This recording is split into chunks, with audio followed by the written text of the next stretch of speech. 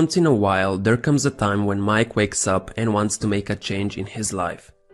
Sometimes he wants to start exercising and get into shape, other times he wants to read more books or start a meditation practice. So he decides that he's going to make this his new habit. The first few days go very well, as Mike feels motivated and excited about it. But as few more days pass, his so-called new habit doesn't excite him anymore. So Mike says to himself, "It's fine, I'll do it tomorrow." Then tomorrow rolls around and he still doesn't feel like doing it. Again he says, "Tomorrow." This keeps on happening until his desired new habit is nearly forgotten. However, Mike isn't alone in his struggles, as we've all been there at one point in time. But why does this happen? Why is it so hard to follow up on our new habits? Well, one of the reasons is that the habit we're trying to form can seem a little overwhelming, so we have this mental resistance. In the beginning, when we're super motivated, it's much easier to do something. For example, going to the gym for 1 hour doesn't seem that hard, because the initial motivation is a powerful driving force. But when we're motivated, it's also easy to impose some super high expectations on ourselves. We think, okay, so I went to the gym for 1 hour the first few days. From now on, I'll go to the gym for 1 hour every single day. But once that initial motivation fades away after a few days, there is now nothing that's driving us forward, and we haven't really formed a habit yet. That's why when we are unmotivated, we'll probably just skip gym altogether, as dedicating a whole hour to it seems daunting.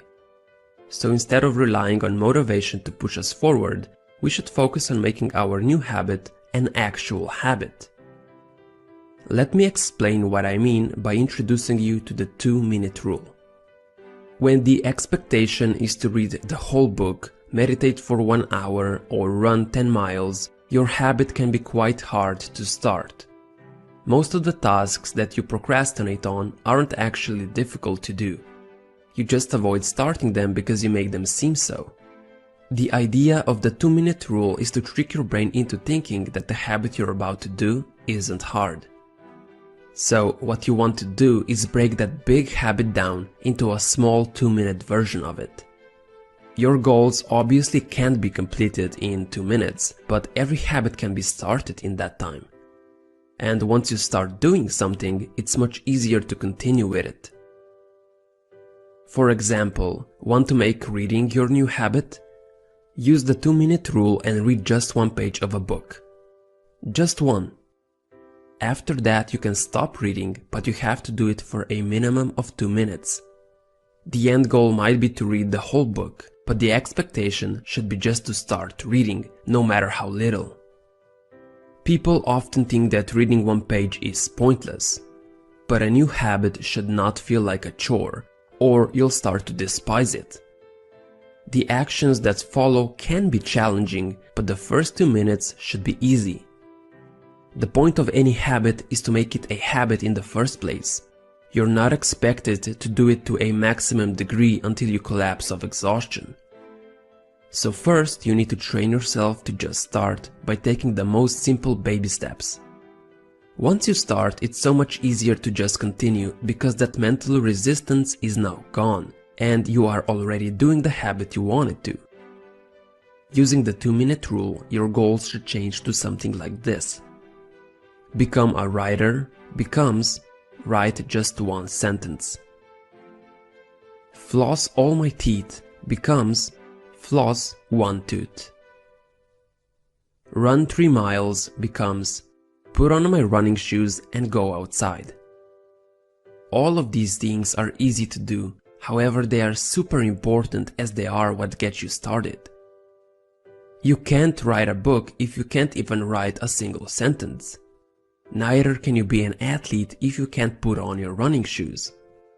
But even if it's just 1 word or just a walk around the block, it's more than nothing. And more importantly, what you're doing is you're forming and reinforcing the habit.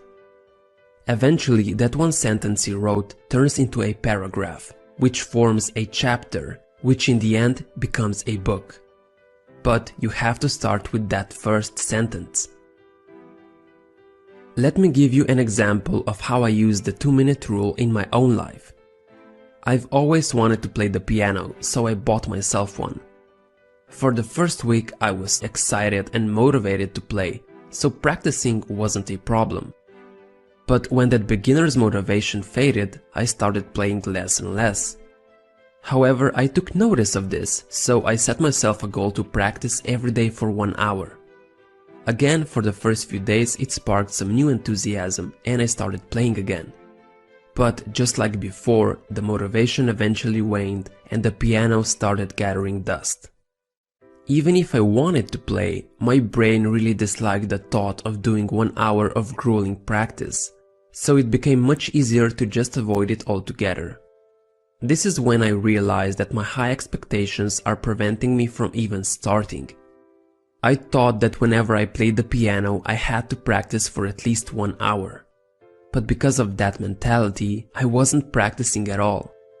However, after applying the 2-minute rule, my goal changed dramatically. I changed my objective into a new one. Play anything on the piano for just 2 minutes. That's it. There was almost no mental resistance, since playing anything no matter how badly for just 2 minutes is a piece of cake. And my brain also liked the idea of doing something so simple.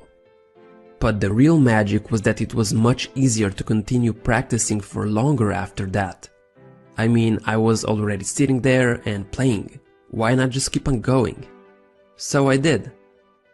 The 2-minute rule allowed me to make playing the piano a habit, and I actually haven't broken the streak since that day.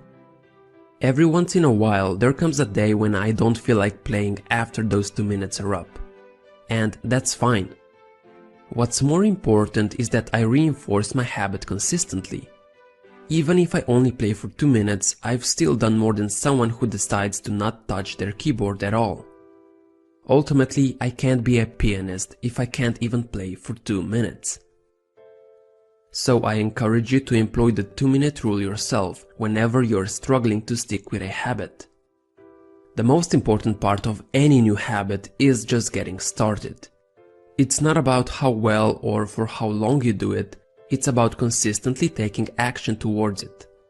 Instead of trying to create a perfect habit from the start, do the easier thing on a consistent basis. That's how you will make your habit an actual habit. Writing one sentence is better than not writing anything. 1 minute of piano practice is better than none at all. And 1 minute of reading is better than never picking up the book. It's far better to do less than you hoped for than to do nothing at all. There will be plenty of time to improve your performance later on. Remember, you can't improve a habit that doesn't exist.